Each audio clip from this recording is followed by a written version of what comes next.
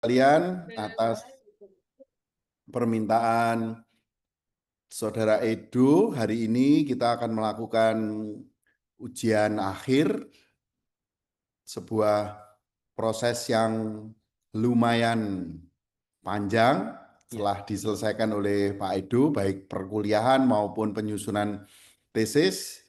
Jadi dalam acara ini kita bagi tiga, Pak Edo. Pak Edo pertama presentasi, kedua nanti ada masukan-masukan dari dosen penguji dulu, Pak Endi, dan kami para pembimbing. Kemudian nanti mohon break sebentar. Ya, bagian ketiga adalah pengumumannya yang ditunggu-tunggu. Ya, Terima kasih banyak. ya. Baik, saya kira Pak Edo sudah berdoa, sudah siap. Sudah Pak, Insya Allah. Oke, Yes. baik. Kita berikan waktu 10 menit ya, Pak Edo, cukup? Baik. Mohon singkat Insya, saja. Insya Ya, Allah cukup Pak, Prof. ya, Ya, oke, baik. siap. Terima Oke, kasih. baik. Ya, selamat siang, Prof. Denny, Pak Theo, Pak Endi, Bu Anggita juga. Terima kasih atas kesempatannya. Jadi mungkin langsung saja. Saya sebelumnya juga udah saya share materi tesis saya ke Bu Anggita dan juga teman-teman CJ yang lain. Jadi saya akan langsung fokus ke hasil dan pembahasannya untuk tesis saya. Oke, saya langsung ke bagian awalnya. Jadi saya buka dengan quote. Jadi quote ini saya pilih untuk membuka pemahaman kita bahwa keberhasilan organisasi itu tidak dimulai dari sistem atau strategi yang kompleks, tetapi dari orang-orang di dalamnya. Jadi Zig Ziglar berkata, you don't build a business, you build people and then people build the business. Inilah esensi dari framework entrepreneur bintang menurut saya. Jadi sebuah pendekatan yang berfokus membangun manusia dengan nilai-nilai proaktif, positif, dan produktif, dan agar mereka mampu membangun performa tim dan mendongkrak daya saing organisasi secara menyeluruh. Jadi penelitian ini dilandasi oleh keyakinan tersebut bahwa membangun budaya entrepreneurship adalah langkah strategis untuk membangun tim yang kuat. Oke. Nah, oke, kita memang langsung ke hasil dan pembahasannya. Siap. Jadi untuk implementasi framework entrepreneur bintang. Jadi penelitian ini mengkaji aktivitas framework entrepreneur bintang dalam meningkatkan kinerja tim di CJ Bio, perusahaan yang tempat saya bekerja sekarang. Jadi pendekatannya melalui PLSM, dianalisis hubungan antara entrepreneur bintang, knowledge sharing behavior, dan organizational culture, serta kinerja tim, serta peran variabel moderasi seperti jabatan dan nama kerja juga ditambahkan di situ. Nah, oke, profil responden penelitiannya ada 106 responden yang berhasil saya collect. Jumlah respondennya dari total populasi 200 karyawan CJ Bio. Kemudian distribusi jabatan ada 22 responden dari manajerial dan 84 dari non-manajerial. Distribusi masa kerjanya keseimbangannya sempurna, 53 0 sampai 10 tahun dan 53 di atas 10 tahun. Jadi meskipun jumlahnya sedikit rendah dari perhitungan Slovin, harusnya 133. Kalau misalnya populasi 200, tapi menurut Herr et al. Ini menegaskan bahwa PLSM ukuran minimum sampelnya lebih tergantung pada kompleksitas model ya, jumlah jalur, struktural, dan kualitas data. Oke. Nah ini modelnya. Modelnya ada sedikit perbedaan ya, mungkin Pak Andi yang baru lihat ini. Jadi memang dari masukan dari Pak Theo, terima kasih Pak Theo juga memberikan coba tambah variabel jabatan dalam kerja yang memang cuma binari 0101, tapi memang saya jadikan moderasi, nanti saya akan berikan argumentasinya kenapa. Dan hasilnya juga sudah saya tampilkan juga di sini, saya pakai Smart PLS versi terbaru. Kemudian langsung kita mau melihat bagaimana hubungan antara variabelnya. Oke. Nah, oke. Saya menunjukkan dulu validasi mengapa saya pilih jabatan dan lama kerja sebagai variabel moderasi tambahan. Jadi jabatan dan lama kerja itu ditambahkan karena posisi hierarkis dan masa kerja diduga untuk memengaruhi respons terhadap entrepreneurship. Karyawan operasional dan yang lebih baru cenderung lebih adaptif terhadap inovasi, sementara analisis kedua variabel ini membantu memastikan keadilan distribusi dampak intervensinya. Jadi memang ada penguatan analisis ilmiah, di mana memang menurut Brown dan Thompson sudah bilang bahwa strategi ini meningkatkan rigiditas metodologis dan memungkinkan identifikasi efek kontekstual yang memperkaya perspektif teoritis. Oke. Kemudian jabatan juga, hierarki formal di CJ Bio itu dipilih karena struktur hierarki CJ Bio itu memengaruhi ekspektasi peran dan akses informasi strategis. Lama kerja juga menjadi penting karena karyawan senior itu dapat menunjukkan resistensi sebenarnya terhadap inovasi. Nah, kemudian tadi saya bilang juga diperlukan pemahaman yang memungkinkan implementasi framework intrapreneur bintang bisa lebih adaptif di seluruh level organisasi. Saya kutip dari Carter et al. Dan Jadaf et al. Oke. Nah, peran moderasinya itu bagaimana? Jadi variabel jabatan nama kerja diposisikan sebagai moderator, bukan sekedar kontrol di variabel Y. Karena untuk mengeksplorasi kapan dan pada kondisi siapa framework intrapreneur bintang itu memberikan dampak optimal. Jadi kita harapkan bisa memberikan analisis mendalam, kemudian lanjut ke konteks organisasi itu sendiri, kemudian bisa membuat semacam segmentasi intervensi, yaitu memungkinkan pendekatan berbeda per kelompok, dan memberikan insight strategis untuk menghasilkan rekomendasi praktis untuk CJ Bio lagi selanjutnya. Jadi menjawab pertanyaan strategis pendekatan ini, yaitu apakah framework intrapreneur lebih efektif pada level manajerial atau non manajerial, pada karyawan lama atau yang baru. Ya, jadi secara ilmiah itu merefleksikan paradigma kontingensi, mengakui bahwa efektivitas strategi bergantung pada karakteristik spesifik organisasi. Dari analisa Smart PLS sudah kita lakukan dan memang semuanya autoloadingnya memenuhi minimum validitas, yaitu di atas atau sama dengan 0,6, saya pakai yang itu. Jadi memang batas minimnya 0,6 sebagaimana diizinkan oleh literatur oleh Chin dan juga Hare et al. Oke. Dan konstruk penelitian juga semua variabel alhamdulillah menunjukkan bahwa lebih dari 50% varians indikator berhasil dijelaskan oleh konstruknya masing-masing. AV-nya lebih dari 0,5 semua sudah dijelaskan dengan baik. Oke. Nah, dari uji hipotesis didapatkan dari keempat hipotesis, 3-nya signifikan, H1 signifikan, sangat kuat sekali, signifikan pada P 0, di bawah 0,01, H2-nya signifikan di bawah 0,1 dan H2-nya juga H4-nya di 0,1. Yang tidak signifikan hanya H3. Jadi memang 3 hipotesis terbukti signifikan secara statistik dan memang jalur H2 dan H4 itu juga signifikan meskipun pada ambang signifikansi yang minimal yaitu 0,1. Oke. Kita masuk ke yang bahas hipotesis yang pertama dulu. Jadi yang jalur indirectnya IB, KSB, KT itu memang signifikan pada P 0,1. Demikian pula juga directnya IB ke KT itu juga 0,1. Nah, di sini pengaruh mediasi yang signifikan namun lemah ini mengindikasikan bahwa di CJ Bio perilaku berbagi pengetahuan itu belum menjadi bagian dari budaya organisasi yang terinternalisasi dengan kuat.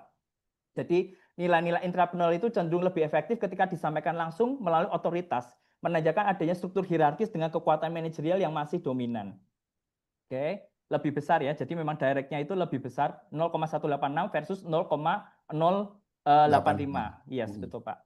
Oke, nah kemudian moderasi budaya organisasi sayangnya memang belum signifikan ya dari budaya organisasi yang ada di CJ. Jadi temuan ini mendegasikan bahwa walaupun hasilnya positif, memang bagus, tapi budaya organisasi di CJ Bio belum mampu memperkuat secara signifikan pengaruh framework intrapreneur bintang terhadap kinerja tim.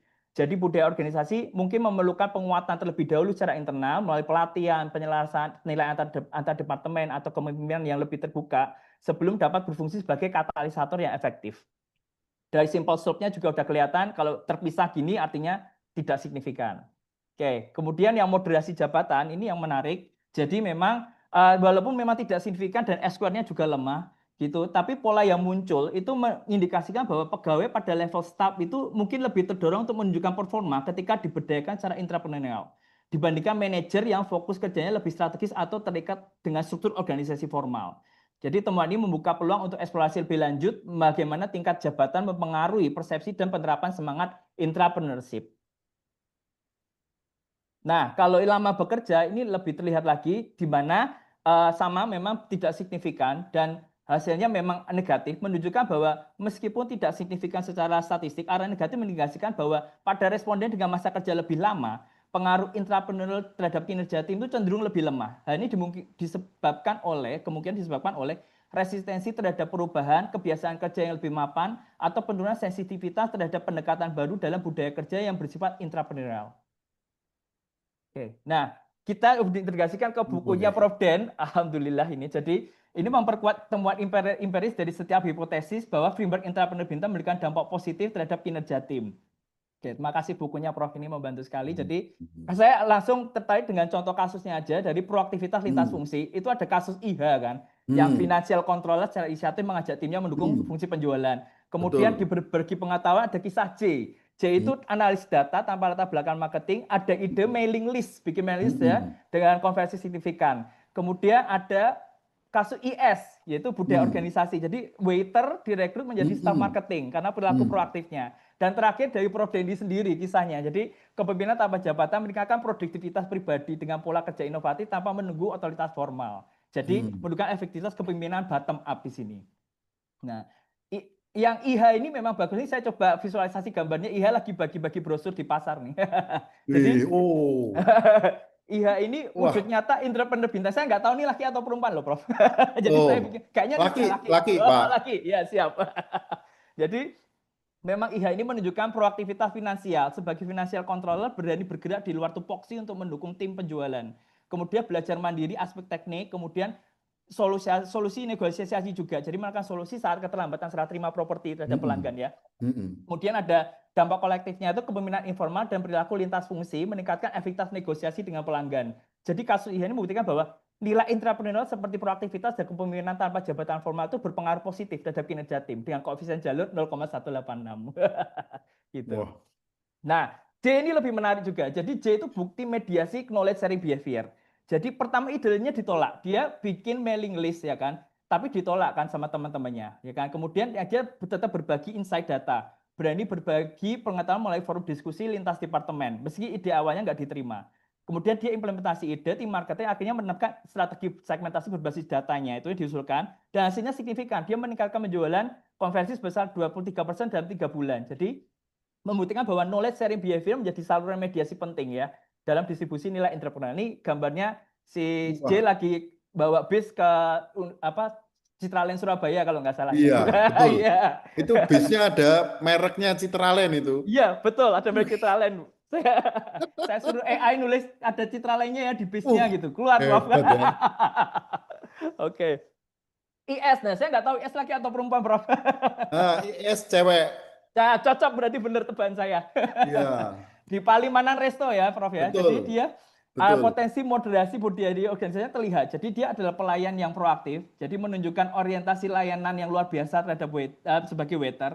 Dia pengenalan potensinya juga ada. Jadi budaya terbuka itu dari manajemen mengenali talentanya ya Prof ya. Jadi budayanya itu terbuka. Oh ini oke ini. Kemudian langsung promosi lintas departemen di IS direkrut jadi staff marketing. Karena perlakuan intrapreneurnya, kemudian pertumbuhan bersama. Jadi budaya kolaboratif memungkinkan talenta berkembang. Gitu. Jadi memang kasus IS ini menggambarkan pentingnya budaya organisasi yang mampu mengenali dan memberi ruang pada potensi di luar batasan struktur formal. Karena kalau organisasi budayanya kaku dan hierarkis itu potensi KIS mungkin nggak akan pernah terlihat. Gitu. Jadi ini menguatkan pentingnya budaya organisasi secara internal agar peran intrapreneurial itu dapat tumbuh dan berdampak maksimal. Dan terakhir dari kisah Prof. Dendi sendiri. Wah, ini Prof. Dendi lagi terima promotion award dari Pak ES. Gawat ini, Pak ES ini. Ya, itu namanya Denny loh. Halo Denny, Pak. Keren itu. Wah. Iya, bagus sekali contohnya nih Prof. Jadi memang dalam persaingan rekan yang lebih teknis ya, Prof. Denny itu meningkatkan produktivitas dengan cara yang inovatif. Dia membuat pola to-do list, ya kan, menciptakan sistem kerja terstruktur tanpa menunggu arahan, kemudian ketelitian dokumentasi, membangun kredibilitas melalui pencatatan detail yang cermat, dan juga dukungan administratif ya. Jadi menjadi pilar pendukung strategis bagi timnya. Jadi memang contoh kasus ini membuktikan bahwa posisi non manajerial dan masa kerja itu yang singkat justru dapat memicu inovasi bottom up yang signifikan. Memperlihatkan bahwa mereka yang berada dalam posisi non decision maker sekalipun dapat memberikan pengaruh besar ketika budaya entrepreneurial itu tumbuh dari bawah, bottom up, dan tidak menunggu introspeksi formal dari atas, top down gitu. Oke, nah kembali ke CJ Bayo. Jadi sarannya apa untuk CJ Bayo? Implikasi saran praktisnya apa? Jadi yang pertama dan kedua ada strategi komunikasi diferensial, di mana ini untuk Bu Anggita ya mungkin bisa dimasukkan. Jadi rancang pendekatan komunikasi nilai yang disesuaikan dengan segmentasi karyawan berdasarkan generasi dan level jabatan. Jadi hindari strategi one fits all dalam implementasi nilai internal. Jadi memang harus segmentasi. Kemudian penghargaan kolaboratif. Jadi ada sistem reward yang mendorong berbagi pengetahuan dan kolaborasi lintas departemen, termasuk insentif berbasis ide dan kontribusi terhadap inovasi tim. Yang ketiga dan keempat yaitu program pembelajaran adaptif, di mana bisa diimplementasikan pelatihan berbasis learning organization, coaching lintas generasi, dan program mentorship untuk memperkuat transfer pengetahuan dan nilai entrepreneurial. Dan yang keempat ada penguatan ekosistem budaya, yaitu investasi pada pengembangan psychological safety. redesign proses kerja yang lebih kolaboratif, dan kepemimpinan yang mendukung eksperimentasi dan inovasi. Jadi bagi CJ Bio dan organisasi jenis, penelitian ini bisa memberikan panduan praktis untuk mengoptimalisasikan implementasi framework entrepreneur bintang. Jadi organisasi memang perlu fokus pada penguatan saluran bagi berpengetahuan, kemudian pengetahuan lintas departemen, dan juga penciptaan lingkungan yang mendukung inisiatif entrepreneurial berbagai level dalam organisasi.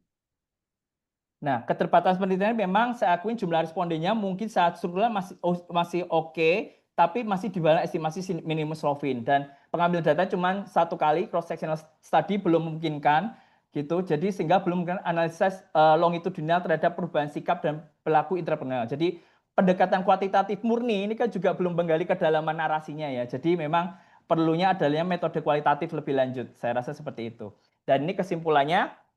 Jadi kesimpulan dari arah penelitian masa depannya apa? Jadi framework entrepreneur bintang itu terbukti berpengaruh positif dan signifikan terhadap kinerja tim, perilaku berbagi pengetahuan, berfungsi sebagai mediator signifikan, walaupun kekuatannya pengaruhnya lebih kecil dibanding yang langsung. Jadi pertama adalah temuan utamanya, framework entrepreneur bintang mendorong performa tim, mediasi KSB itu menjadi saluran penting penyebaran semangat entrepreneur di seluruh lapisan organisasi. Dan untuk moderasi budaya organisasi menunjukkan arah hubungan positif namun belum signifikan secara statistik. Kemudian arah penelitiannya yaitu studi longitudinal, kualitatif, dan juga tambahan variabel lah, mungkin seperti transformational leadership di masa depan dan lain sebagainya. Jadi penelitian ini memberikan kontribusi teoritis dalam literatur entrepreneurship dan praktis bagi perusahaan untuk membangun budaya kerja yang adaptif, kolaboratif, dan inovatif. Sebagai penutup, saya ingin mengutip kata-kata dari Howard Zinn, yaitu small acts when multiplied by millions of people can transform the world. Jadi begitu pula dengan semangat entrepreneur bintang. Mungkin yang kita lakukan hari ini mungkin hanya langkah kecil ya. Jadi membangun kesadaran, menyusun model, menyebarkan nilai. Tapi kalau langkah-langkah kecil ini kita hidupi oleh seluruh elemen organisasi secara konsisten, dampaknya dapat mentransformasi bukan hanya tim, tapi juga budaya perusahaan secara keseluruhan.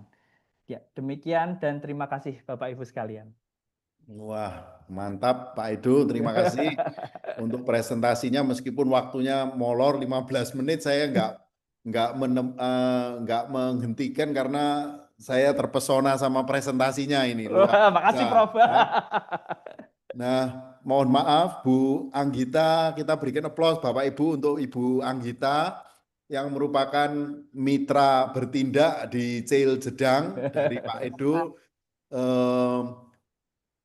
Kita berikan kesempatan untuk memberikan masukan dulu. Oke, Bagaimana baik Pak. kebiasaannya, Pak Indi? Silakan. Pak Edo, Pak? Ya, Yes. silakan. Iya. Oh, oke, Ya, baik. kita. Saya Pak ya. Oke. Ya. Terima kasih kesempatannya ya Pak ya. Sebelumnya saya mau memberikan apresiasi kepada Pak Edo, luar biasa ya presentasinya. Iya. Wah, keren sekali. Keren. Makasih Betul, Bu. Bu. Tampaknya persiapannya matang sekali Pak. Sudah terbukti dari presentasi dan juga hasilnya. Oke, jadi saya kan sudah membaca juga hasil dari tesisnya Pak Edo. Memang di situ Yes. sangat terjelaskan dengan baik gitu. Nah, tadi saya tertarik dengan penjelasan Pak Edo bahwa ada bukti atau dari hasil penelitian itu bahwa budaya organisasi masih lemah gitu ya Pak ya di CJ Oh Bio iya. ya. Nah, itu saya pengen tahu kenapa sih Pak, kira-kira penyebabnya apa? Karena kan Oh ke ya. depannya nanti ketika memang penelitian Bapak ini sudah dilakukan, itu kan jadi masukan juga untuk kita semua ya Pak ya, untuk Oh bisa ya. dapat memperkuat budaya organisasi ini. Kemudian yang Oh pertanyaan ya. kedua Pak, pertanyaan kedua nggak apa-apa ya Pak, dua ya Pak. Boleh, Nggak silakan. apa-apa, Bu. Ya. Karena ini kan sepertinya menarik ya Pak ya, penelitian yang Bapak lakukan dan proyek yang akan dilakukan ke depannya. Nah, apa sih yang bisa kita lakukan nih Pak di CJ untuk melakukan sosialisasi dalam menjalankan framework intrapreneur bintang ini oleh karyawan CJ Bio sendiri? Gitu aja sih Pak. Oh, oke, siap. Ya, baik. Baik, Wah, kok. sebelumnya terima kasih Pak Edo. Nah, terima Sama-sama. kasih Bu Anggita, Ya. Terima pertanyaannya kasih luar biasa. Prof. Oke Siap. Pak. Oke, saya boleh langsung jawab, Prof? Monggo. Oke, siap. Jadi mungkin kebetulan yang Ibu Anggita tanyakan, saya udah bikin slide cadangan yang bisa menjelaskan pertanyaannya itu, Bu. Jadi ya, mungkin saya awali dari yang pertanyaan terakhirnya dulu ya, Bu ya. Oke. Nah, jadi Oke, Pak. memang Ya, jadi mungkin yang bisa dilakukan ya untuk sebagai langkah konkret untuk penyebaran nilai entrepreneur bintang di Sijibayo, itu sosialisasi entrepreneur bintang membutuhkan pendekatan multi channel ya, dan multi level untuk efektivitas maksimal dalam struktur hierarki Sijibayo. Ya, jadi yang pertama mungkin yang bisa dilakukan adalah ya, pertama adalah program pengenalan terstruktur. Yaitu mungkin bisa melakukan internal launch melalui town hall meeting dengan menghadirkan Prof Denny Wih, sebagai narasumber utama gitu. Kemudian kita lakukan pelatihan entrepreneur interaktif. Jadi workshop tematik berdasarkan 6 dimensi entrepreneur bintang yang disesuaikan dengan konteks kerja spesifik setiap divisi. Gitu. Kemudian dilakukan juga pemanfaatan konten digital kita. Jadi kita punya portal segala macam, kita bisa lakukan micro learning melalui video edukatif. Kebetulan di CJ kita juga punya Pak portalnya, jadi mungkin bisa tambahkan di situ video dari entrepreneur bintang dari Prof Denny, ya kan, oh, siap. dari UC, ya disebarkan melalui platform komunikasi internal perusahaan. Kemudian ada internal champion dan role model, jadi pengangkatan entrepreneur bintang ambassador. Ya, dari tiap departemen sebagai teladan dan fasilitator proses internalisasi yang nantinya kita kasih reward juga. Kemudian integrasi dalam sistem manajemen. Jadi ada pengembangan KPI dan appraisal yang mengukur nilai-nilai entrepreneur ini dalam kinerja karyawan. Jadi kita ukur nih, masuk KPI. Jadi kamu nggak boleh macam-macam gitu. Gitu. Oke, Pak.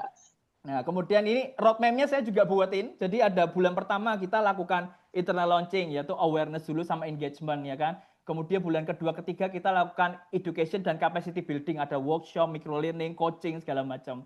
Kemudian bulan keempat dan lima kita akan lakukan internalisasi dan aplikasi. Jadi workshop lanjutan pola tindak produktif dan pola kerjasama sinergis. Kemudian ada diskusi tim di fasilitasi ambassador segala macam gitu. Bulan ke-6 kita lakukan evaluasi dan penguatan. Kita ada survei, integrasi ke sistem HR, KPI, kemudian ada program penghargaan entrepreneur bintang of the year. Ya, output yang diharapkan tentu kita ada pemahaman menyeluruh dari 6 dimensi IB, terbentuknya champion internal, kemudian munculnya ide-ide entrepreneurial dan juga integrasi ke sistem SDM gitu. Itu rencana untuk penerapannya. Nah, kalau tentang tadi tentang Pak Edo, yes, mohon yes. maaf. Boleh lihat gambar yang sebelumnya Pak Edo? Saya mau Oh ya, yang ini Prof, bentar. yang sebelumnya. Yes. Nah, betul. Nah. Oke, mantul sudah. Sama-sama, Prof. Nanti Oke. saya tagih itu Bu Anggita, Pak Edonya. Ya, Siap. iya, Pak. Oke. Oke. Pertanyaan yang pertama ya. Yang pertama iya, itu yang tentang pertama. organisasi Penyebab culture yang lemah, ya budaya kan? masih Oke, lemah. sebetulnya belum dikatakan mungkin nggak lemah itu terlalu eksplisit ya Bu Anggi ya. Mungkin bisa Iya. dikatakan belum signifikan atau belum kuat saja gitu kan. Gitu. Jadi memang akar kelemahannya itu menurut analisis multidimensi ya. Jadi menunjukkan kelemahan budaya organisasi bukan disebabkan oleh faktor tunggal, tapi melainkan melalui kombinasi 3 elemen yang saling mempengaruhi. Pertama adalah struktur birokratis. Jadi struktur kaku menghambat aliran inisiatif dari bawah ke atas. Sebenarnya seperti itu. Kemudian kepemimpinan top down, yang memang kita kan perusahaan Korea ya, jadi memang gaya instruksionalnya itu membatasi ruang diskusi dan partisipasi. Nah ini dia saya bilang kesenjangan budaya. Jadi nilai kerja Indonesia Korea itu sebenarnya ada sedikit friksi dan hambatan komunikasi yang memang tidak secara nyata terlihat ya secara langsung, tapi memang sebetulnya masih ada dalam komunikasi sehari-hari. Jadi temuan signifikan itu terlihat dari pola respon divisi produksi dan ekspor yang mengindikasikan minimnya kolaborasi antar unit dan sedikit lemahnya komunikasi lintas fungsi. Itu aja sih Bu Anggi. Ya ini mungkin diharapkan bisa kita elaborasi dan kita perkuat nanti di kemudian hari.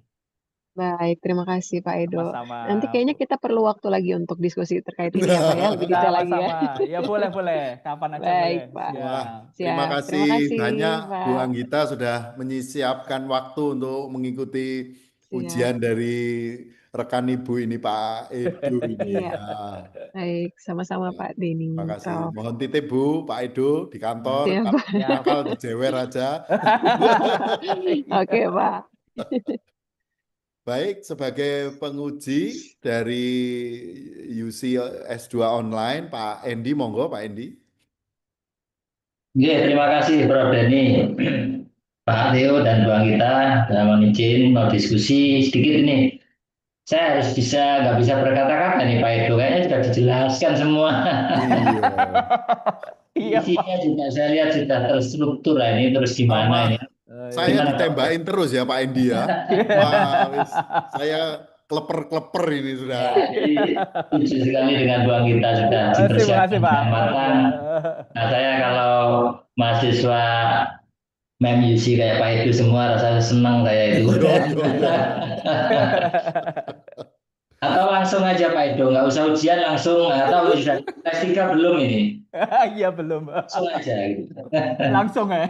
Ya, kayaknya gitu. Baik, jadi saya harus memberikan apresiasi Pak Edo. Jadi memang harus saya akui risetnya bagus secara metodologi, temuan-temuan juga bisa secara lengkap ya, sudah mampu menunjukkan menjawab ya tujuan penelitian sampai pada yang rinci terkait dengan implikasi praktis maupun teoritis. Tentu harapannya nanti ya publikasinya biar semakin tidak tahu apa sudah proses publikasi atau belum.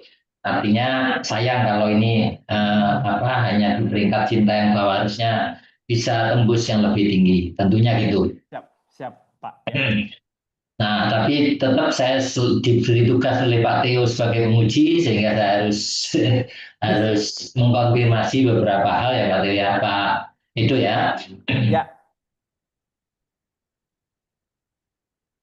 Misalnya ini, saya belum menemukan penjelasan. Jadi kalau saya baru baca itu, begitu masuk ke hasil, saya mengerjitkan dahi dalam arti gini. Tadi sepertinya bilangnya 133 responden gitu kan, tapi yang dianalisis 106 gitu loh. Betul. Saya cari penjelasannya kok belum ada. Kenapa Pak? Kok bisa menyusut itu kenapa? Sebetulnya ada kenapa bisanya sih saya nggak tulis sih Pak Endi. Nah, itu. Memang harus ditulis ya Pak ya? Harus sebagai pertanggungjawaban ilmiah seorang peneliti pada saat di metode menjelaskan sampelnya 133, terus kok yang dianalisis 106 itu harus bertanggung jawabkan. Misalnya, apakah ada sekian responden yang harus dikeluarkan karena tidak memenuhi kriteria, misalnya jawabannya banyak yang kosong. Nah, itu kan kita kadang-kadang tahapan risetnya itu seperti itu. Iya. Oke, nanti jadi harus ada justifikasi kenapa kok dari 133 sampel yang layak dianalisis hanya 106 gitu. Baik, itu siap. penting nanti ditambahkan, karena nanti kalau nggak ada penjelasan itu, ini nggak salah analisis nih. Kayaknya tadi sampelnya 133, tapi kok dianalisis hanya 106. Saya coba cari. Ya, kalau memang dikonfirmasi belum ada, sebaiknya diberikan penjelasan. Saya pikir karena memang Oke. Mungkin sebetulnya gini Pak Andi, mungkin saya boleh tanya sekalian ya Pak ya. Jadi kan memang saya tulisnya kan populasinya 200, kemudian minimalnya 133 gitu. Kemudian memang hasilnya jauh dari minimal gitu kan, dan memang saya nggak tulis sih Prof. Memang saya pikir secara akademis tidak perlu dijelaskan secara spesifik, tapi perlu ya Prof. Pak ya, nanti kita tambahkan deh di situ. Memang karena mungkin ya karena ini Pak memang responsivitas sih dari respondennya sih gitu. Responsivitas dari respondennya memang tidak terlalu agresif yang seperti yang kita harapkan, dan memang ya ada keterbatasan waktu juga. Nah kalau gitu nambahkannya gimana Pak Indi? Apakah saya boleh pada saat penjelasan metode. Kalau kemarin kan kita masih berusaha. Nah, begitu sekarang tesis pada bab metode itu ditambahkan dari 133 itu data yang terkumpul yang betul-betul valid itu 106 gitu. Sehingga analisis lebih lanjut akan menggunakan 106. Jangan pakai responsivitasnya, tapi yang betul-betul valid, yang valid itu hanya 106 gitu. Baik, makasih Pak Indi. Ya. Terus tadi saya juga khawatir ini penggunaan istilah kan budaya organisasi itu dari temuan Pak Edo kan tidak memoderasi. Ya. Kebetulan hasilnya positif. Tapi positif ya. Ya, artinya secara sebelum melihat dia signifikan enggak, artinya kalau memoderasi positif itu apa Pak Edo? Ya, berarti memang ada potensi untuk memoderasi antara framework interpretasi bintang ke kinerja tim. Jadi budaya organisasi CJ sebetulnya memang ada dampak positifnya juga Pak sebetulnya, tapi memang belum signifikan di penelitian ini gitu. Ya, artinya dampak positif itu apa? Memperkuat atau memperlemah? Memperkuat Pak. Ya, memperkuat. Jadi memperkuat sebetulnya untuk penyampaian dari entrepreneur bintangnya ke kinerja timnya, sebetulnya memperkuat. Ya. walaupun masih belum tidak signifikan ya. Betul. Nah, itu saya kok misalnya nih berandai-andai. Kalau hasilnya Pak Edo itu budaya organisasi negatif terus signifikan, Pak Edo menolak atau menerima hipotesis? Misalnya nih, Negatif, oke, tapi itu signifikan. tapi signifikan. Kalau saya berarti tetap menerima sih Pak, tapi dengan pembahasan bahwa memang budaya organisasinya itu apa namanya ya, apa namanya tidak mendukung atau berbalik ya. Jadi justru berbalik itu. Apa justru tidak memperkuat, justru memperlemah antara parameter ke kinerja tim. Seperti itu Pak. Betul nggak Pak? Oke. Nah, itulah pentingnya Pak Edo. Jadi, tapi kan jadi ambigu karena Ah, teori harusnya budaya itu memperkuat kan. betul. Kalau misal gitu ya. Nah, itulah yang harus kita kasih jarak antara hasil riset, jadi penggunaan analisis data dengan logika ilmiahnya. Nanti kalau Oke. kita seperti itu jadi terjebak hanya mengandalkan statistik, padahal logika teorinya nggak mungkin lah budaya itu memperlemah Betul. Nggak efek ada. dari intravenous gitu kan. Ya, betul. Makanya saran saya sebaiknya di hipotesis moderasi itu tegas Pak. Itu mengatakan memoderasi positif atau bahasanya memperkuat gitu loh. Oh gitu Itu aja. memperkuat. Oke. Nah, itu supaya jelas pada saat dia negatif kan tidak sesuai teori. Ya, Pasti kita nolak walaupun dia signifikan. Gitu loh maksudnya gitu. betul, betul. Secara teori harusnya dia positif. Ya, sehingga nanti hipotesis seberapa ya Pak yang moderasi itu? Hipotesis Ketiga kalau nggak salah Pak. Ketiga Pak. Ya. ya, di hipotesis ketiga itu organization culture itu memperkuat. Jadi bahasa Ya. memoderasi itu langsung aja dibuat memoderasi positif atau memperkuat framework entrepreneur bintang terhadap kinerja tim.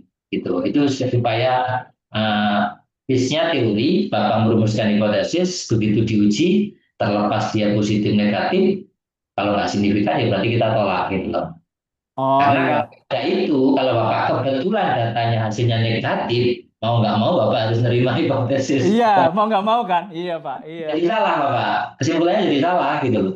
Ya, jadi keliru posisinya ya. Ya gitu, itu dijaga itu supaya dalam rangka untuk melindungi kita mengambil kesimpulan yang salah. Itu aja. Oh baik, baik Pak. Jadi nanti yang moderasinya memperkuat. Terus ini Pak, saya coba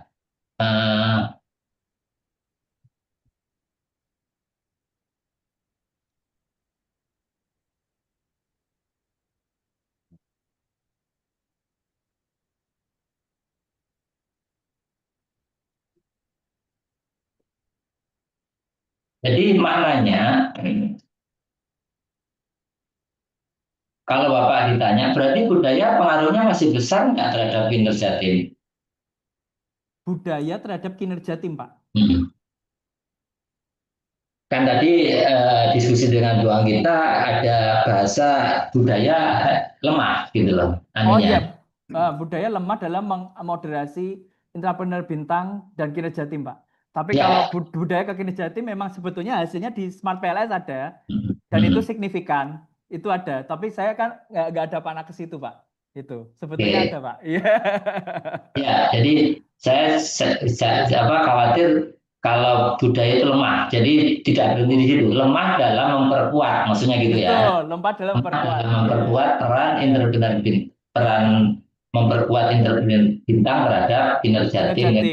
Betul, betul. Jadi mungkin kita coba diskusi di sini. Kan ini yang dimaksud Pak Edo. Jadi memang dalam PLS yang versi baru itu gambar modelnya memang lebih praktis. Jadi pada saat kita apa? Coba bayangkan. Ya, ya, ini Bapak lihat ini lampiran saya ya Pak ya. Ya betul. Nah ini kan yang perlu dianalisis bahwa memang setelah dia berinteraksi dengan IB, ya. dia jadi nggak signifikan kan gitu kan? Betul, betul. Nah, pada saat dia sendiri dengan kinerja tim ternyata signifikan, kuat ya. Organisasi selain signifikan, dia jauh lebih besar dari ide, Pak. Betul. Nah, maknanya apa kira-kira, Pak? Maknanya berarti ya memang organizational culture kita sebetulnya sudah cocok atau memperkuat kinerja tim di apa namanya di CJ Bio, Pak. Ya. Ya, maksudnya Betul. Kalau dibanding IB-nya mungkin eh, ya IB itu mungkin konsep yang baru mungkin ya Pak ya. Jadi mungkin kalau dibandingin IB memang kan terlihat nggak sekuat OC kita karena OC kita kan udah lama ya konsepnya ya Pak ya. Jadi organisasi kerja ini kan dikonsepkan secara lama kemudian udah bertahun-tahun. Mungkin IB ini karena sesuatu yang baru dan mungkin modern sekali mungkin perlu adaptasi lebih lanjut sih Pak. Mungkin angka ini bisa berubah kemudian hari kalau memang sudah setiap saat kita sosialisasikan gitu Pak. Menurut saya sih seperti itu Pak. Ya.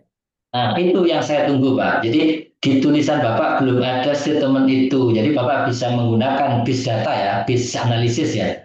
Ternyata pada saat kita kita apa cari di lampiran ketemu, ternyata peran OC itu jauh lebih tinggi dari IB. Kalau yang di hasil Bapak kan hanya mendasarkan pada dia memoderasi tidak signifikan.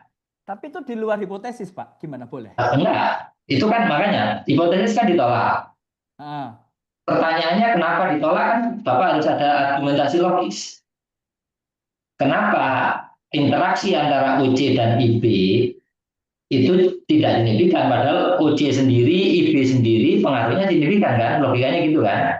ya, ya, Kalau secara parsial artinya tidak memoderasi, ya. itu kan signifikan. Nah itu bisa dipakai kerangka berpikir Bapak bahwa memang di sana OC sudah terbangun sedemikian bagus, anggaplah perannya sudah bagus dalam rangka kinerja tim. Nah Bapak tadi bilang IB ini kan sesuatu yang masih baru perlu. Nah, berarti interaksi ini kan mungkin nanti akan berkembang menjadi mungkin kalau diteliti tahun depan efeknya jadi memoderasi signifikan kan gitu. Ya, nah itu tambahkan statement itu sebagai argumentasi kenapa moderasinya tidak signifikan gitu loh Pak. Oh baik, statement itu aja Pak ya. Tapi saya Statement nggak perlu itu nunjukin data ini kan Pak atau gimana?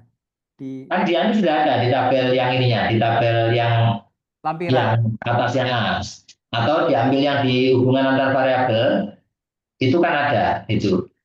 Enggak ada sih Pak. Oh, Ditambahkan ininya, yang oh ditambahkan UC ke KT-nya.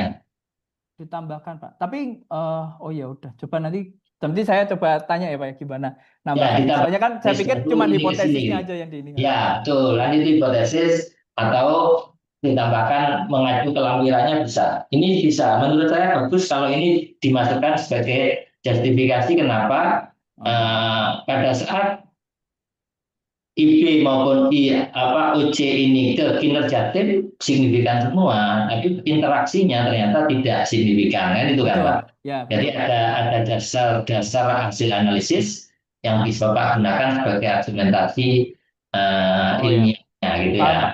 Ya, Paham Pak ya. jadi sifatnya tidak argumentatif tapi ada dasarnya. Penjelasannya, ya. Gitu. Siap Pak. Ya. Nah, tapi menarik sebenarnya saya baru tahu ini kan setelah kolokium ya, keterlibatan apa lama kerja dan jabatan Jabatan. ya, Betul. jabatan. Nah, sayangnya Pak, di bagian hasil Bapak belum mendeskripsikan dari responden 106 tadi bagaimana sebaran jabatannya, Oh sudah bagaimana Pak. Di lama kerja bagian itu. awal Pak. Di hasil Pak. Coba ini udah. Di paling atas Pak. Di hasil paling atas Pak.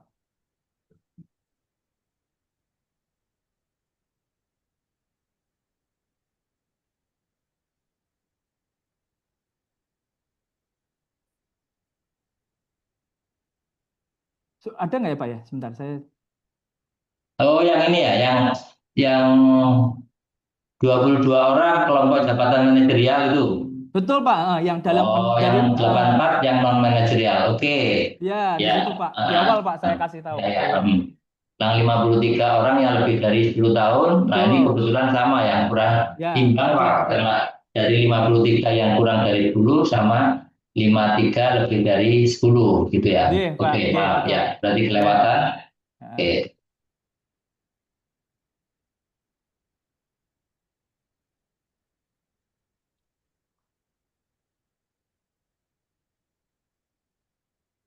Nah, kalau dari hasil analisis, menurut Bapak, kenapa kok lama kerja itu tidak memoderasi ya? Tidak signifikan kan berarti tidak memoderasi maksudnya gitu kan? Betul. Negatif Ya. tidak memperderasi Pak ya. Jadi baik lama kerja maupun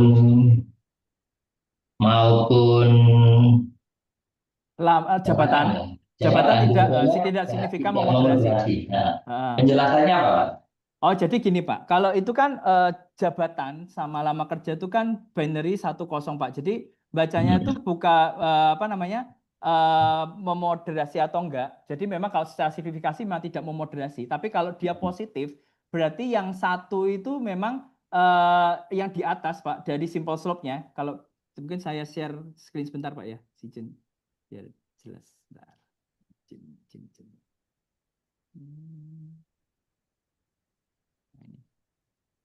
Ya, oke.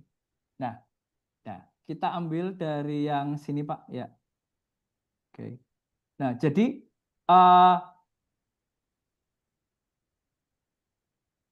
ya, jadi kalau yang dari jabatan Pak, itu memang menunjukkan bahwa kurva merah yang di atas, ini kan jabatan at zero ya Pak ya. Jabatan at zero berarti yang non manajerial, ya kan? Itu lebih di atas Pak. Jadi memang meskipun kedua garis itu positif, tapi semakin tinggi skor entrepreneur berarti kinerja timnya juga meningkat. Itu kan positif 1.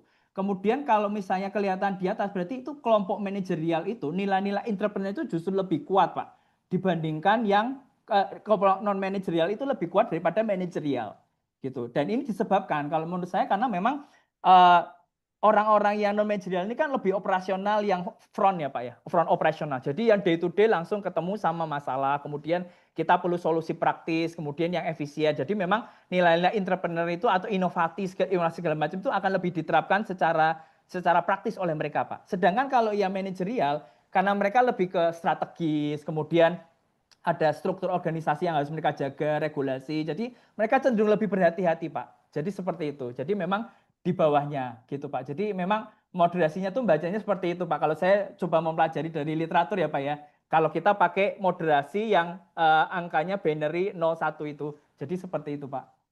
Nah, sama seperti yang lama jabatan juga, lama kerja maksud saya. Jadi yang garis merah yang di atas ini bentuknya sebetulnya kalau ketemu curamnya di satu titik ini signifikan. Cuma ini memang nggak ketemu juga, jadi memang nggak signifikan. Jadi memang menggambarkan bahwa masa kerja yang 0 sampai 10 tahun itu cenderung lebih penerapan entrepreneur bintangnya yang merah itu, yang zero Pak, lama kerja at zero yang merah itu di atas yang hijau. Berarti sama. Jadi memang lebih penerapannya itu tetap berkontribusi positif tapi lebih tinggi daripada karyawan lama Pak. Gitu. Jadi karyawan lama itu ya mungkin karena memang lebih mereka sudah merasa lama, sudah secara ini sudah melakukan kebiasaannya sehari-hari. Jadi untuk berubah melakukan sesuatu yang inovatif seperti entrepreneur bintang kita harus produktif, kemudian kita harus melakukan sikap yang positif dan proaktif itu mungkin belum jadi kebiasaan mereka yang baru. Seperti itu sih Pak. Iya. Ya, katanya mantap sekali. Semua pertanyaan bisa dijelaskan. Sekarang saya tinggal mengkonfirmasi sebenarnya, Pak. Makasih banyak Pak. Jadi saya puas sekali, Prof. Denny. Terima kasih. Ya, terima kasih Pak Endi. Luar biasa. Selanjutnya dari Pak Dr. Theophilus. Silakan Pak Theo.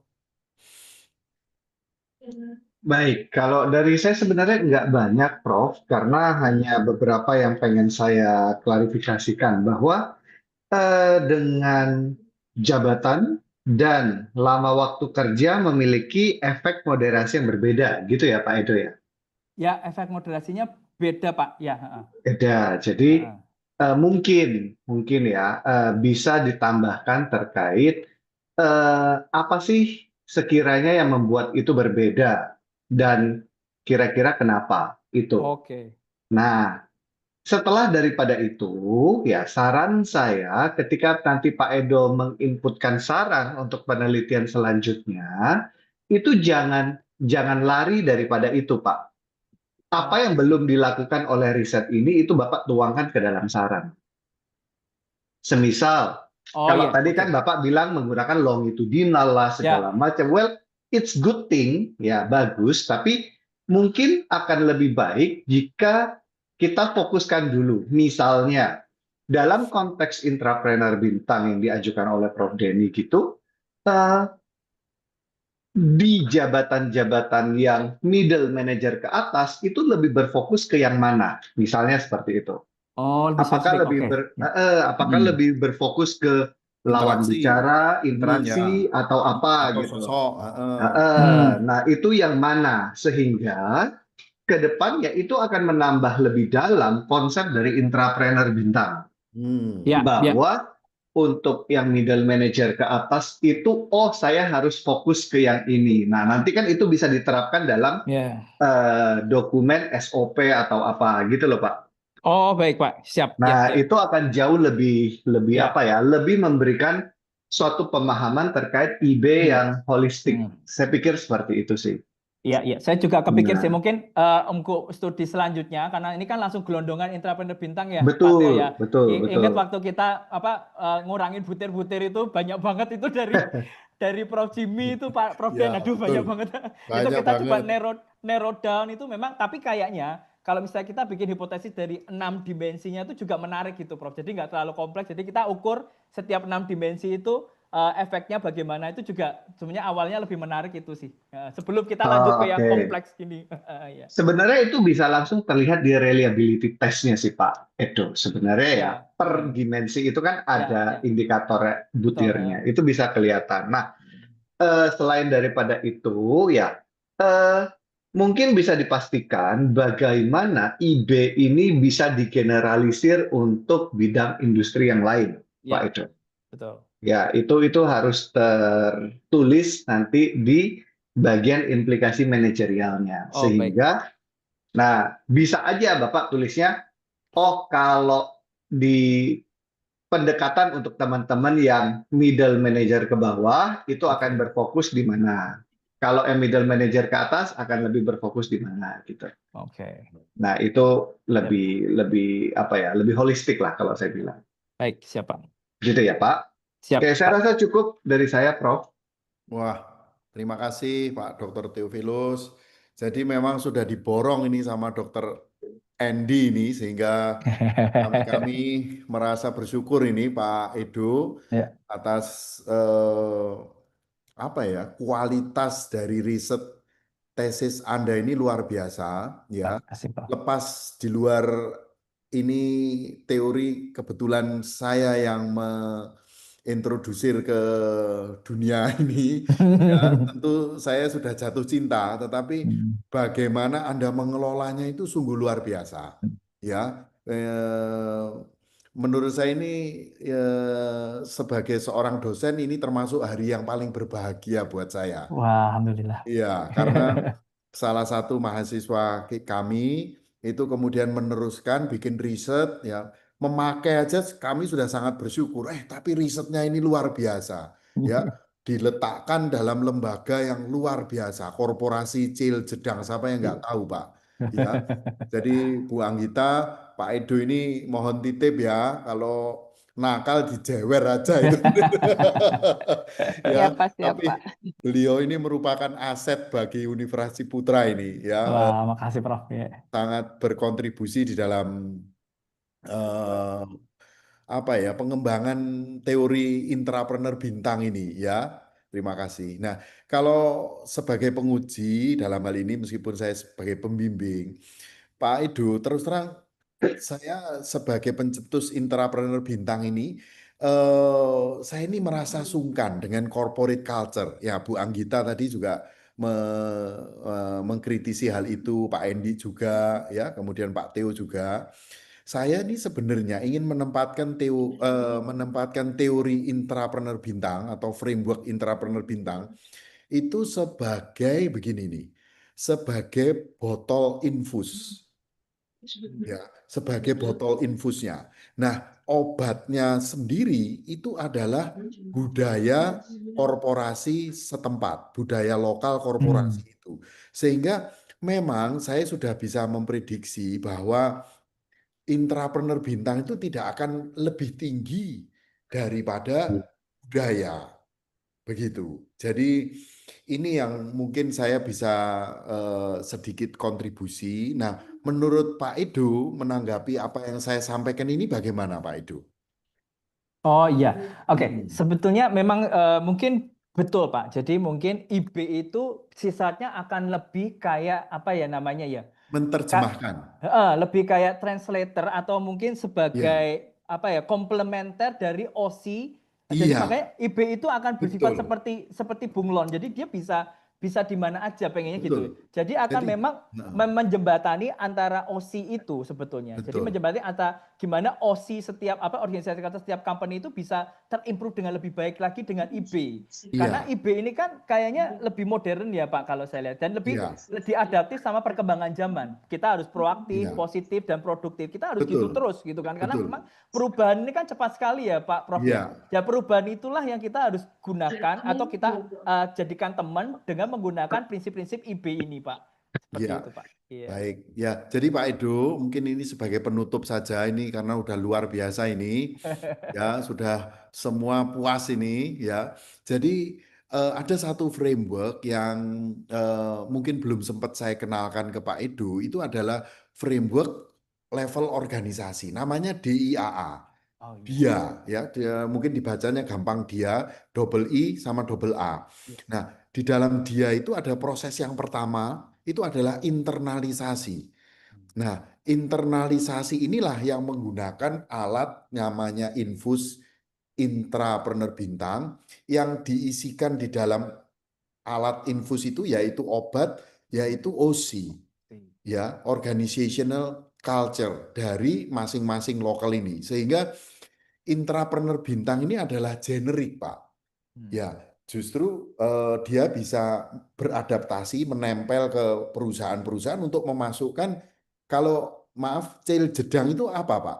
Value-nya atau budaya kerjanya itu apa? Mungkin bisa disebut. Kalau di Ciputra kan integritas, profesionalisme, dan entrepreneurship. Oh iya iya. Di cil jedang apa, Pak? Kalau kita ada namanya CJ Only One, Pak. Jadi CJ Only Oh, One itu kita juga memegang bentuk seperti misalnya harus apa namanya, kita harus core value kita ya Pak ya. Antara lain kita harus berbeda, terbaik, dan juga ada nah, talent growth. Kita basically ada sama juga Pak, ada 4: hmm. integritas, passion, creativity, dan respect Pak. Ah, jadi Ya.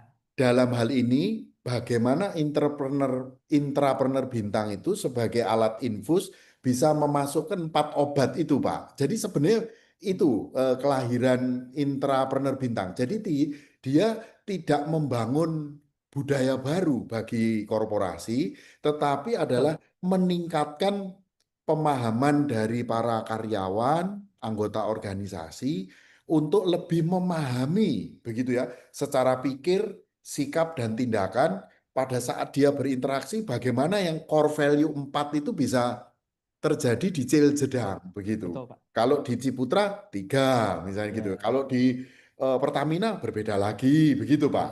Ya. Iya. Ya. Terima kasih Pak Edo Sama untuk Prof. Ya.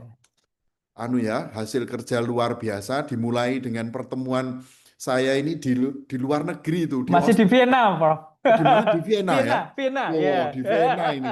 Jadi ini international level ini, Bu Anita. Saya ketemu pertama kali konsultasi itu saya ada sedang dalam perjalanan di Vienna, betul. Iya. November itu kalau nggak salah. Iya, Kalau hari Sabtu tuh, Prof. Paginya. iya. Di sana masih pagi ya, udah siang. Oke, ya, terima kasih. Ini masih apakah ada Pak Rizky ini dari Oh Ciljedang? iya, Ya. Pak Rizky, ya kebetulan Pak Rizky adalah head dari HRD dan IT Oh, untuk pabrik baik. kita di Jombang, Pak Rizky. Wah, monggo Pak Rizky kalau ada 1, 2. Pak Rizky. Oh, oh Nun iya, sewu sorry. Pak Rizky, ya. Ya, Assalamualaikum warahmatullahi wabarakatuh. Waalaikumsalam. Waalaikumsalam. Ya, pertama mohon maaf baru bisa bergabung ini tadi ada meeting ya, jadi Nggak apa-apa, belum J, Pak. nggak bisa apa-apa, nggak apa-apa, ikut Pak. dari awal. Tapi prinsipnya kita sangat mendukung sekali ya adanya analisa penelitian seperti ini dalam arti untuk memberikan feedback ya kepada perusahaan. Jadi tadi saya sempat membaca sedikit terkait knowledge sharing behavior ya. Ya, Jadi kalau di pabrik Jombang itu kita memang sedang menggalakkan terkait ini Pak, sharing knowledge ya. hmm, Karena di pabrik kita kebetulan yang akan pensiun, yang level manajemen up ini cukup banyak ya, sehingga kita ada Oh, program yang namanya Jombang Successor Program. Jadi ini oh, menyiapkan sharing knowledge, kaderisasi terhadap betul. perusahaan, betul. Wisdomnya supaya nggak Jadi hilang ya Pak ya. iya, jadi karena ada ilmu yang namanya tacit ya, tacit Tacit experience, knowledge, ilmu betul. Tacit knowledge dance Pak. knowledge itu kan Mm-mm. best practice ya dari masing-masing Mm-mm. orang ya, tidak sama. Jadi ini yang kita fasilitasi dengan adanya kegiatan belajar yang menggunakan metode mentoring, kemudian sharing dan juga coaching, Pak. Wah, Ya, keren nanti Pak. mungkin Pak. Pak Edonya bisa kapan waktu kita undang nanti ke Ciljedeng Ah, Jombang. Iya. Oke, Pak, siap, Kak. ngundang saya juga boleh loh Pak Oh, Rizky. boleh. Ah. Lebih cocok undang Proden kayaknya. Iya. Terima kasih, senang sekali hari ini Ya, bisa terima kasih bergabung Pak Rizky meskipun di terlambat. Jombang. Matur nuwun, Pak. Semoga Matur nuwun. bermanfaat Turun. ilmunya dan sukses pada Pak Edo khususnya dan Amin. Makasih. kampus Ciputra ya. Terima kasih Ye. Pak. Matur Makasih, Pak. nuwun Pak Rizky, Bu Anggita ini dari partner mitra-mitra perusahaan. Kalau boleh kami mohon bisa kirim lagi Bapak Ibu. Siap. Baik, ada tambahan Pak Endi dan Pak Theo? Saya sudah cukup, Prof. Sampun ya. Oh, Pak Theo ya. sudah cukup? Ya, Cukup, Pak. Makasih. ya, saya sudah menilainya sih. Jadi saya kira nggak perlu break ya, langsung Oke, saja. Prof. Oke, langsung. Oke. Oke, baik. Jadi Bapak Ibu, sesuai permintaan Pak Edo bahwa hari ini kita akan menyelenggarakan final defense dari tesis yang luar biasa. Kita berkesimpulan para penguji dan pembimbing menyampaikan bahwa Pak Edo lulus S2. Alhamdulillah. Iya. Matur nuwun, Pak. Ini nilainya Selamat, boleh Pak. disebutkan apa enggak ini Pak Theo sama Pak Endi? Nanti, Prof, nilainya Oke. jadi kejutan. Waduh. Nah, saya sudah gregetan aja Oh, ngomong. siap. Keren ya. Terima kasih ya. Ini Ya. momen saya yang termasuk paling bahagia sebagai dosen. Ya. Terima kasih Saya Pak senang Edo. juga. Sama-sama, Prof. Saya Ya, juga senang sekali, mengembangkan Prof. Iya. teori saya dan luar biasa lah presentasi. Siap. Ini Siap. nilai terbaik selama Wah. saya jadi dosen. Makasih, Prof. Jadi Ya. saya juga memberi nilai yang sangat memuaskan ini untuk Pak Edo. Terima kasih banyak, Prof. Terus kaget saya. Oke. Ya, apa yang saya siapkan dalam buku itu sebenarnya ya saya lalui karena itu materi perkuliahan saya di regular class. Ternyata dimaknai dengan begitu dalam Prof. terkait dengan risetnya Betul. Pak Edo ya. Saya jujur aja tidak mengkaitkan itu dengan birokrasi organisasi sama sekali enggak. Sebenarnya saya hanya menyoroti kepada pribadi sosok tersebut. Tapi Bapak bisa melihat bahwa nggak mungkin ini terjadi kalau tidak ada sistem yang flat, yang organisasi yang Betul. respon gitu. Luar biasa Pak, luar biasa. Ya, saya menikmati sekali. Baik, mungkin admin bisa mengambil foto kali ya. Kesempatan terakhir, sekali lagi selamat. Kasih, Prof. Baik, sebelumnya selamat untuk Kak Edo. Sebelum kita akhiri sidang hari ini, kita foto bersama terlebih dahulu. Kita salam entrepreneur. Ya, salam Bu Anggita, tangan kanan di salam Bu Anggita. 1, 2, 3. Oke, baik. Terima kasih Prof. Denny untuk waktunya, Pak Endi, Pak Theo, Bu Anggita, Bapak Rizky, dan Kak Edo. Kita akhiri sidang hari ini. Selamat ya. Pak Theo, Pak Selamat, Endi. Pak Edo. Terima kasih Bu Andi.